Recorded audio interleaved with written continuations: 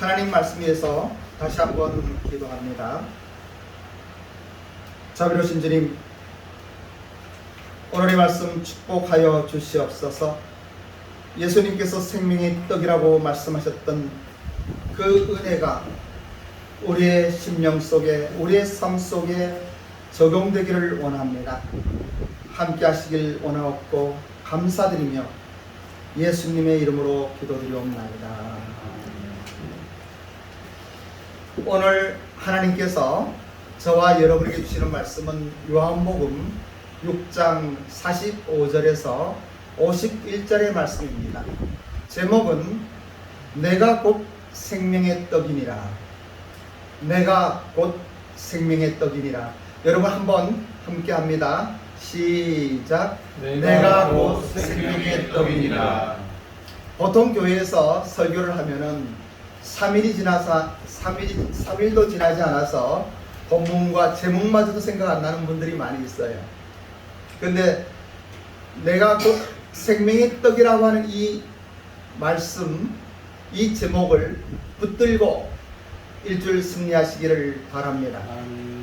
사랑하는 1번 비전교회 성도 여러분, 우리가 재해방 훈련을 하면서 많은 생각을 하게 됩니다. 참 어려운 때입니다. 힘들고 작은 교회는 존재할 수 없는 환경이지만 하나님께서 우리 1번 비전교회를 축복하시는 이유가 여러 가지 있는데, 그 중에 하나는 한국에 있는 5만여 교회 중에 또 하나의 교회가 아니라고 하는 것입니다. 다른 하나의 교회, 하나밖에 없는 교회. 또 한 가지는 우리가 선교사들을 위하여 계속 기도하며 또 선교사들을 양성하고 파송하는 이러한 일들을 하기 때문입니다. 하나님의 꿈은, 어제도 재해방 훈련 중에 선교학 특론을 이야기하면서 선교가 하나님의 꿈이에요. 하나님을 알지 못하는 사람들에게 하나님을 알게 하는, 그리고 지금이야 어느 세계 어느 나라도 거의 교회가 있지만은 교회도 없고 하나님 말씀을 들어본 적도 없고 성경도 모르는 이러한 문화권에 하나님의 말씀이 증거되는 것이 하나님의 바람이었습니다. 그것을 위하여 하나님은 교회를 세우셨습니다. 선교는 교회가 하는 것입니다. 그런데 가만히 생각해 보니까 우리 이번 9월달 다음 달에 또 졸업하는 분이 4분 계시지만은 재해반을 졸업해도 그 중에는 스텝으로 섬기는 분도 있고 몇 명은 안 되지만은 졸업을 한다 하더라도 다시 재해반에 함께하고 이렇게 교제를 하고 하는 것을 보면은 참 하나님께서 역사하시는구나 하는 것을 알게 됩니다. 저도 선교사 훈련을 많이 받고 신학도 많이 했지만은 끝나면 그것과 끝나는 거예요. 근데 계속적으로 이렇게 할 수 있다고 하는 것은 그것이 하나님이 베푸신 공동체 정신이 아닌가 하는 생각이 듭니다. 때로는 힘들고 어려울 때가 있을 것입니다. 여러분의 마음에도 불편할 때가 있을 것입니다. 그럼에도 불구하고 하나님께서 기뻐하시는 그 일을 우리가 순종하며 한 걸음 한 걸음 나아갈 때 살아계신 하나님께서 우리를 축복하시고 은혜를 베푸시며 우리의 삶 가운데 함께 하실 것을 믿습니다. 어제는 특별히 CBMC의 리더십이며 20여 년부터 친밀한 관계 속에 있었던 김인식 회장님께서 강의를 하여 주셨는데, 청지기의 삶 그리고 경영에 대한 이야기를 해주셨습니다. 자기 경영, 가정 경영, 기업 경영. 그러면서 마지막 하시는 말씀은 이 세상에 많은 기업들이 있지만 가장 큰 기업은 예수님 기업이라고 하는 거예요. 여기저기에 예수님의 이름으로 기업이 세워졌다. 우리 정규 장로님의 JGP도 이 예수님의 선교 기업입니다. 그 이야기 들을 때 그렇구나, 가장 큰 기업이구나 하는 생각이 들었어요. 얼마나 감사한 일인지 모르겠습니다.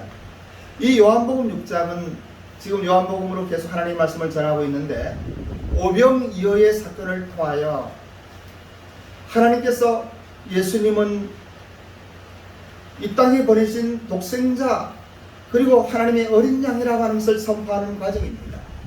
예수님의 신성을 이야기하며 그리고 영생이라고 하는 영원한 생명, 이 땅에서 알지 못했던 사람들에게, 보지도 못했던 사람들에게, 생각지도 못했던 사람들에게 주어진 하나님의 은혜의 말씀을 선포하고 있는 것입니다.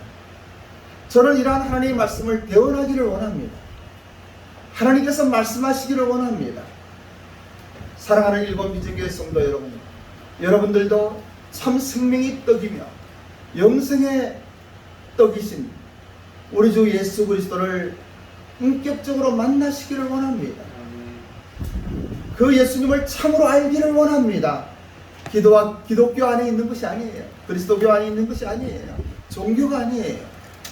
우리의 삶의 여정 가운데 이 예수님과의 인격적인 관계를 맺음으로 말미암아 거듭나 영원한 생명을 소유하는 여러분들이 되시기를 주님의 이름으로 축원합니다. 하늘에서 내려온 살아있는 생명의 떡, 우리 예수님을 참으로 내가 생명의 떡이라고 말씀하셨던, 내 살을 먹으라고 말씀하셨던 그 말씀의 의미를 깨달으면 여러분들의 인생이 바뀝니다. 성경은 믿는 자에게 영생을 주셨다라고 말씀하셨고, 또 믿는 자에게 하나님의 자녀가 되는 권세를 주셨다고 말씀하셨고, 또 믿는 자들은 하나님의 자녀라고 말씀하셨지만은 우리의 삶 속에 그것이 나타나지 않고 있는 것이 얼마나 많은지 모릅니다. 여러분들의 삶 속에서는 그런 것들이 나타나고 있습니까? 여러분들은 영생의 소망 속에 살고 있습니까? 아멘? 여러분들은 하나님의 자녀라고 하는 자부심 속에 살고 있습니까? 아멘? 아멘. 왜 아멘이 없어요? 다 졸고 있는 건 아니겠죠? 다시 한번 묻습니다. 여러분들은 하나님의 자녀라는 확신이 있습니까? 아멘. 아멘? 아멘. 여러분들에겐 영원한 소망이 있습니까? 다시 말하면 구원의 확신이 있습니까? 아멘. 아멘.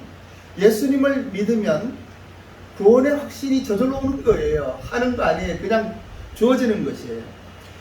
이렇게 예수님을 참으로 알고 믿어 영원한 생명을 얻고 거듭난 사람에게는 삶의 모습이 달라집니다. 삶의 터닝 포인트가 있기 때문에 언제나 그 시점을 보게 되는 거예요. 십자가 위에서 나를 위하여 죽으셨던 우리 주 예수 그리스도, 나를 위하여 피를 흘리셨던 우리 주 예수 그리스도, 나의 모든 죄와 허물과 아픔과 상처를 깨끗하게 치유하셨던 그 십자가의 사랑이 우리의 삶 속에 생명이 되는 것이에요. 그런데 이러한 것은 학문이 아니고 지식이 아니고 신학 박사를 할지라도 경험하지 않으면 모르는 것이기 때문에, 영적인 것이기 때문에 들어도 무언가 알긴 하겠는데 가슴에 와닿지 않는 것들도 있습니다. 여러분 경험해 보십시오. 일본의 소바가 얼마나 맛있는지 서울에 신사동에만 가득 있어요. 우리 가서 몇 번 먹었을 때, 야, 소바 참 맛있다. 근데 아무리 소바를 이야기해도 먹어보지 않은 사람들은 그 소바의 맛을 모릅니다. 우리 한국에 냉면 있잖아요. 얼마나 여름에 이 냉면 먹으면 좋습니까? 그런데 냉면을 먹어보지 않은 사람들은 냉면 맛을 모르는 거예요. 먹어봐야 알아요. 예수님도 경험해봐야 알아요. 십자가의 사랑도 경험해야 알아요. 예수님을 영접하지 아니하면, 영과 물과 영으로 거듭나지 않으면 이 하나님의 은혜를 누릴 수가 없는 것이에요. 그래서 저는 오늘 이 시간 어떠한 환경 속에서도, 이 코로나의 아픔 속에서도 이 하나님의 사랑이 여러분의 심령 속에 생명이 되기를 원합니다. 그러면 어떻게 이러한 것들을 깨닫고 우리의 삶 속에 적용할 수가 있겠습니까? 오늘도 본문의 말씀을 우리가 함께 합독합니다. 본문의 말씀 요한복음 6장 45절로 51절의 말씀을 합독합니다. 시작. 선지자의 글에 그들이 다 하나님의 가르침을 받으리라 기록되었은즉 아버지께 듣고 배운 사람마다 내게로 오니라.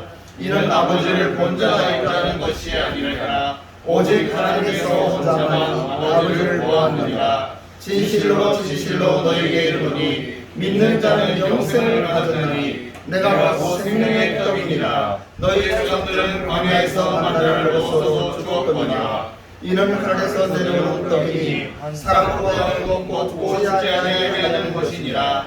나는 하늘에서 내려온 살아있는 떡이니 사람이 이 떡을 먹으면 영생하리라. 내가 줄 떡은 곧 세상의 생명을 위한 내 살이라 하시니라. 이렇게 말씀하십니다. 사도 요한은 이것을 기록하면서 많은 생각을 해보았습니다. 세상을 구원할 하나님의 어린 양, 예수님의 신성을 이야기하면서 마태복음, 마가복음, 누가복음에서는 이야기하지 않았던 신성에 관한 이야기를 터치하고 있는 것이에요.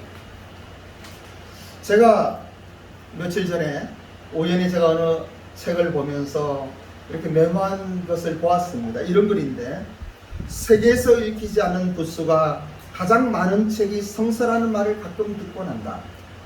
성서의 내용에 갈수록 무지해지는 세태를 걱정하는 유럽 기독교계의 전반의 불안을 반영하는 말이기도 해도 그런 주장은 입증하기가 어렵다. 게다가 더욱 중요한 진실, 즉 여전히 성서가 세계에서 가장 영향력 있고 가장 널리 읽히는 책들 중 하나라는 진실을 간과하는 주장이다 하는 글을 읽었어요. 처음에 읽히지 않는 부수가 가장 많은 책이라고 하는 이야기, 두 번째, 이 세계에서 가장 많은 책들 중에서 가장 영향력이 있고 널리 읽혀진다고 하는 이러한 이야기를 생각하면서 오늘날 우리 한국교회는 어떠한가 하는 생각을 해봅니다. 사실 교회마다 다른데 많은 교회들은 성경을 잘 가르치고 또 성경을 공독하게 하고 묵상하게 하고 큐티를 권장하고 교육을 시키고 있습니다. 그런데 거의 아마도 절반이 넘는 교회는 성경책은 예배드리러 갈 때 들고 가는 책으로 생각을 하고 있어요. 요즘에는 들고 가지도 않잖아요. 그죠?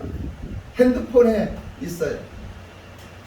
근데 우리는 이 핸드폰에 있는 사이트 안에 있는 것은 물론 좋은 일입니다만은 종이로 된 성경을 여러분들이 펴서 보기를 원하기 때문에 이렇게 성경을 준비해 놓고 있습니다. 이러한 글을 읽을 때 여러분들은 어떠한 생각을 하십니까? 성경책이라고 하는 이 바이블이라고 하는 이 책에 대한 여러분의 생각은 어떻습니까? 한번 생각해 보셨나요? 우리가 하나님의 말씀이라고 그러고 절대 진리의 하나님의 은혜 속에 인간에게 주어진 하나님의 편지이지만 이 성경책에 대하여 여러분들은 어떠한 생각을 해보셨습니까? 신앙생활에는 두 가지 영역이 있습니다. 그 중에 하나는 구원의 문제예요. 구원의 문제는 우리 교회에서는 모두 다 잘 알고 있어요. 사람의 노력으로 될 수 없다는 것을 알고 있어요.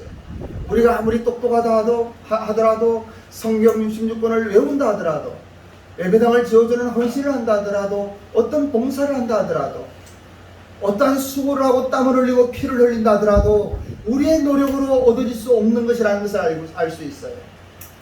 인간의 죄의 문제는 인간이 해결할 수가 없는 거예요. 여러 번 말씀드립니다만은 만일에 할 수 있다고 하면은 하나님께서 그렇게 하라고 하셨을 거예요. 할 수 없기 때문에 하나님이 이 땅에 오셨어요. 인간의 모든 죄를 위하여 우리 하나님 예수님께서 육신이 되어 성육신하여 이 땅에 오시고 피 흘려 죽으셨어요. 우리는 그러한 사실을, 그 팩트를 깨닫는 거예요. 안다고 하는 것은 지식으로 아는 것이 아니죠. 그 십자가에 흘리셨던 그 보혈에 그 하나님의 사랑이 내 가슴에 젖어들어야 되는 거예요. 내가 죽어야 하는데 나의 죄악이 나 같은 비천한 인생을 위하여 하나님 죽으셨구나. 사실 생각해보면은 제 자신도 마찬가지예요. 너무나 부끄러운 것이 많아요.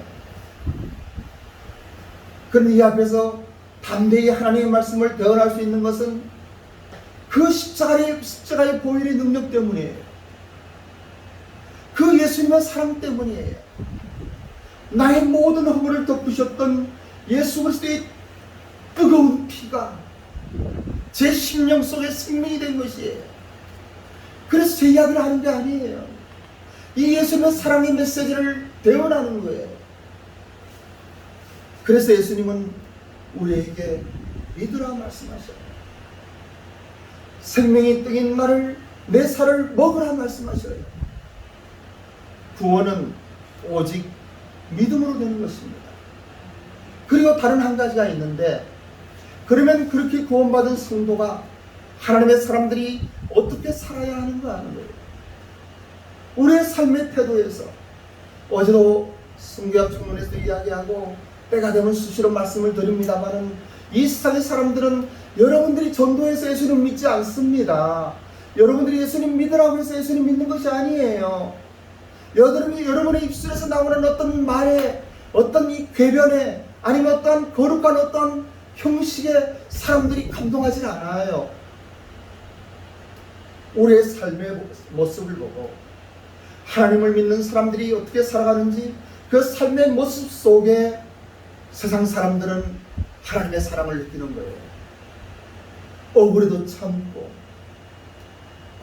속상해도 오히려 그 사람을 위하여 축복하며 기도하고, 누가 오해를 하면은 그 오해한 것을 머리에 두지 않고 자신을 돌아보지만은, 그러나 하나님께 오히려 그분을 위하여 중보할 수 있는 기도, 이러한 은혜와 넉넉한 마음이 우리에게 있을 때 세상 사람들은 신앙인의 다른 모습을 보게 되는 거예요.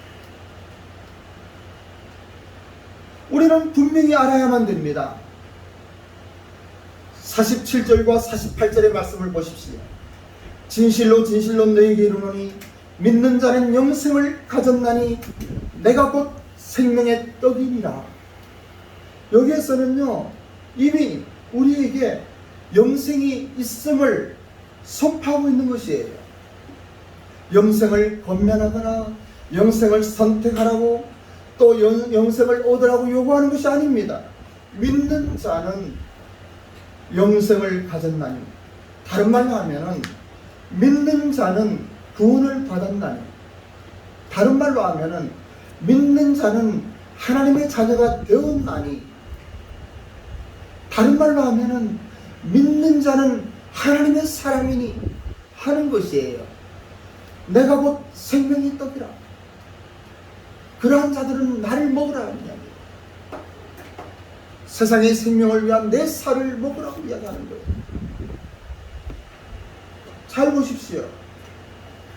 하나님의 자녀들에게 구원을 받았고 영생을 얻었으며 하나님과의 깊은 관계 속에 이러한 친밀감이 있다고 하는 것을 선포하고 있는 것이에요.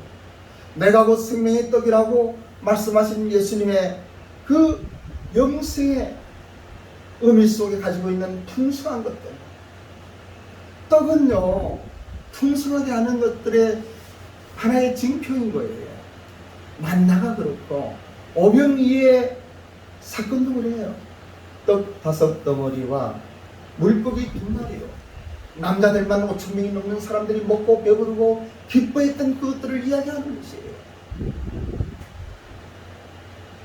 특별히 51절에서는 이러한 말씀이 더욱 분명하게 설명되고 있습니다. 51절은 우리 함께 합독을 한번 해봅시다. 제일 마지막 절입니다. 나는 하늘에서 내려온 살아있는 떡이니 사람이 떡을 먹으면 영생하리라. 내가 줄 떡은 곧 세상의 생명을 위한 내 살이라 하시니라. 이렇게 말씀하시고 있습니다. 이것은 주님께서 앞으로 자신이 죽으실 십자가를 연상하면서 말씀하시는 거예요. 그분은 이 땅에 오신 목적이 십자가에서 죽으러 오셨어요. 근데 세상 사람들은 오병이의 기적을 보고 풍성한 물질의 축복을 원하며 예수님을 따라가고 있는 것이에요. 그런데 예수님은 그러한 사람들을 피하셔요.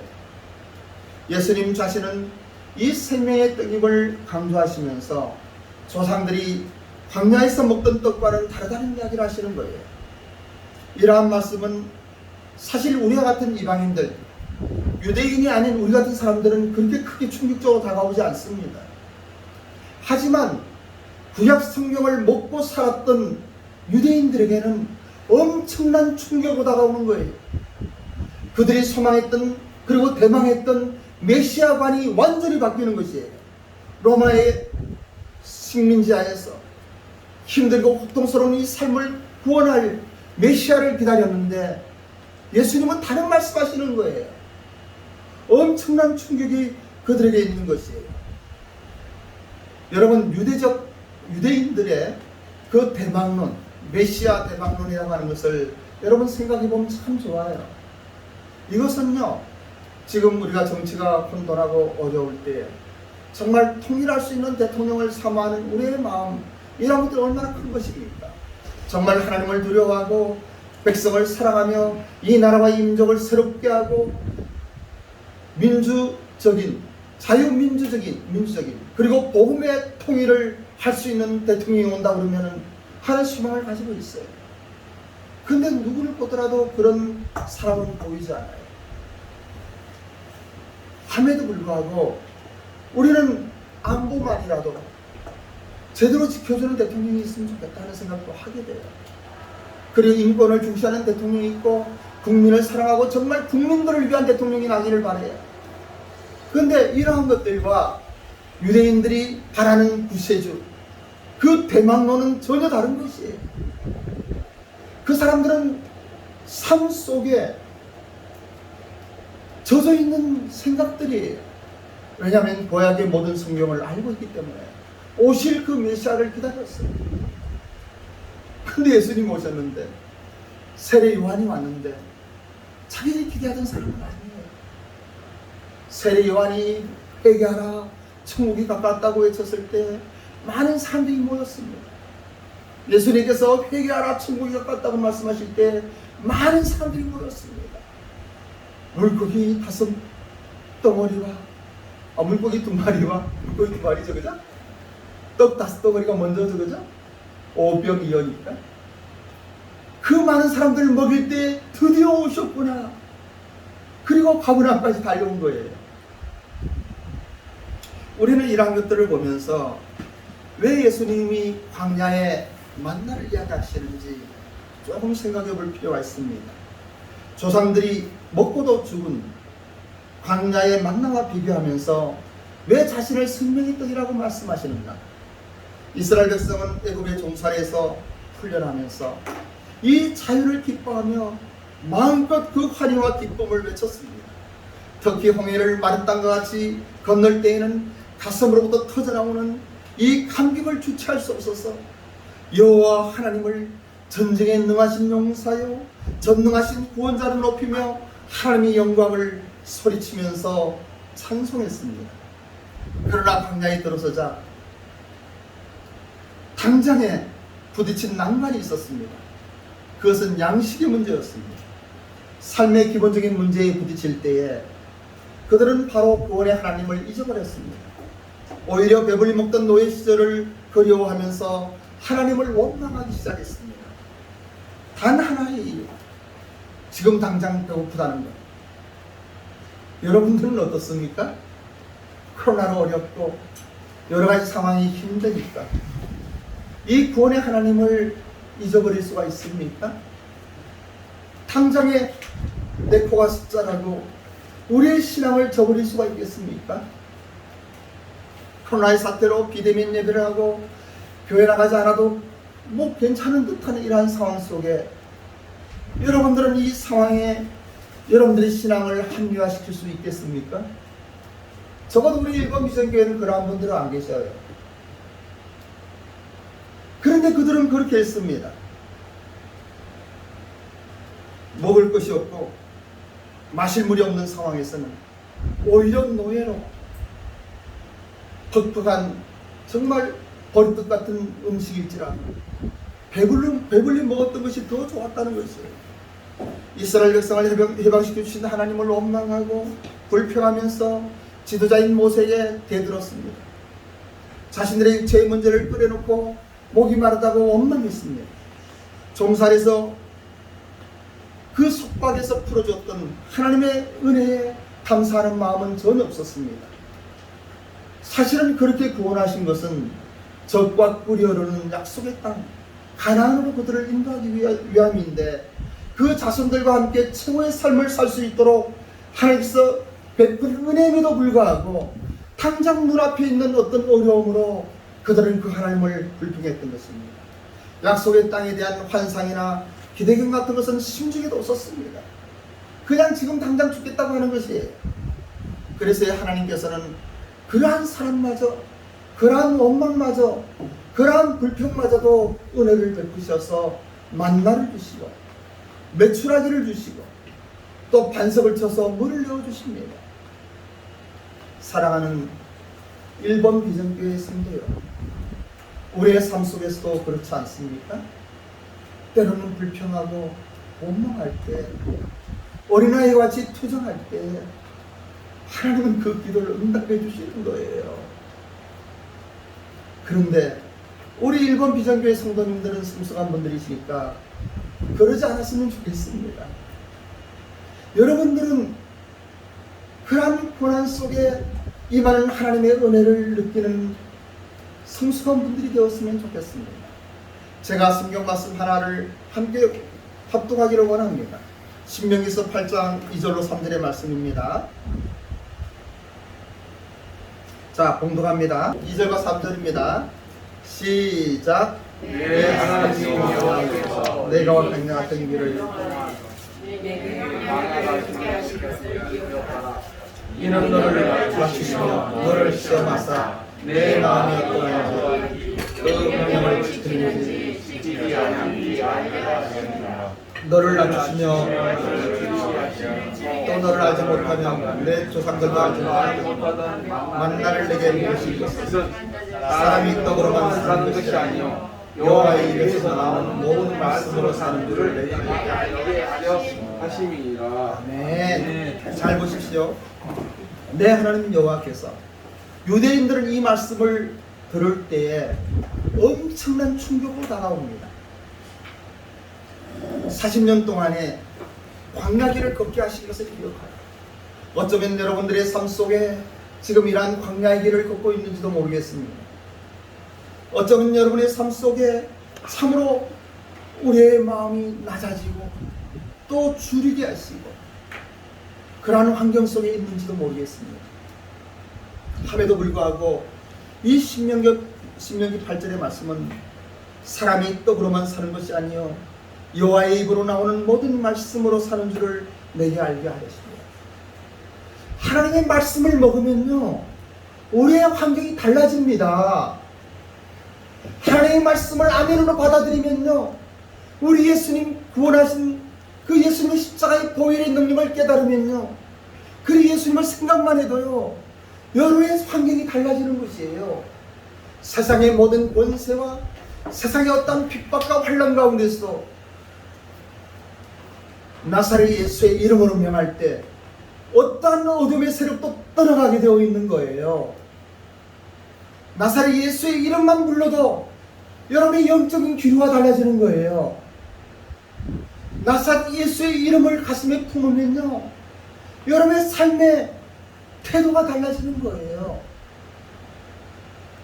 이러한 은혜가 여러분들에게 임하기를 원합니다. 이러한 십자가의 사랑을 깨닫는 여러분들이 되시길 원합니다. 그것을 위하여 예수님은 십자가에서 피 흘리셨어요.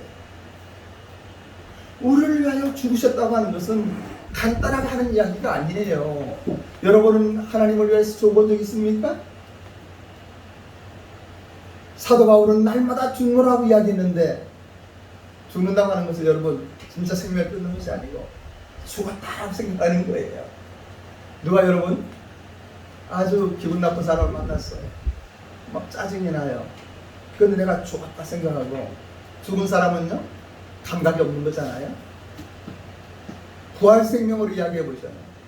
그 사람을 향해서 하나님이 당신을 사랑하십니다. 네 천집사님, 네 권장로님, 그러면서 권장로님은 참 훌륭한 분이셔요. 하나님의 은혜가 당신에게 임하길 원합니다. 정말 싫은 사람인데 사람이 싫으면요 서로가 느끼거든요. 그런데 그런 이야기를 해보셔요. 그러면은 삶이 달라지는 거예요. 이 얘가 나를 항상 싫어하는 줄 알았는데 아닌가? 나를 이렇게 좀 좋은 면으로 봐주나? 하는 생각을 할 수 있어요. 그런데 인간적인 이러한 계산보다는 그 안에 깔려있는 영적인 의미가 있습니다. 원수를 사랑할 때 하나님께서 역사하셔요. 참으로 힘들고 고통스러운 어떤 길을 오히려 찬양할 때 하나님이 그 자리에 함께 하신단 말이죠. 그 심령 속에 생명으로 임하신단 말이죠. 우리 한번 서로 돌아보면서 하나님은 살아계십니다라고 한번 이야기해 보십시다. 옆에 있는 분도 한번 해보세요. 하나님은 살아계십니다. 그리고 하나님은 당신을 사랑하십니다. 한번 해보세요. 시작. 하나님은 당신을 사랑하십니다. 사랑하는 일본 비전교회 성도 여러분, 저는 오늘 내가 곧 생명의 떡이라고 하는 제목을 가지고 하나님의 말씀을 배워냈습니다. 생명의 떡인 예수님을 먹으십시오. 생명의 떡인 예수님을 가슴에 품으십시오. 오늘 이 시간 성령 하나님께서 여러분의 심령 속에 은혜를 베푸시기를 원합니다. 살아계신 하나님, 여기에 있는 한 분 한 분에게 은혜를 베풀어 주시옵소서. 영안을 열어 주시옵소서. 그 심령을 터치하여 주시옵소서. 나사렛 예수의 이름으로 명하노니 우리를 묶고 있는 모든 악의 사슬들은 끊어질지어다. 나사렛 예수의 이름으로 명하노니 우리를 묶고 있는 모든 가난아 떠나갈지어다. 모든 질병은 끊어질지어다. 나사렛 예수의 이름으로 명하노니 우리의 삶 속에 불평, 불만, 그리고 절망하는 모든 이 악한 영의 세력들은 떠나갈지어다. 기도하겠습니다. 살아계신 하나님, 내가 곧 생명의 떡이라고 말씀하신 하나님의 은혜를 찬양합니다. 주님께서 영광 받으시옵소서. 이곳에 계신 한 분 한 분 존귀한 사람들이 축복하셔서 은혜를 베푸소서. 감사드리며 예수님의 이름으로 기도드립니다. 아멘.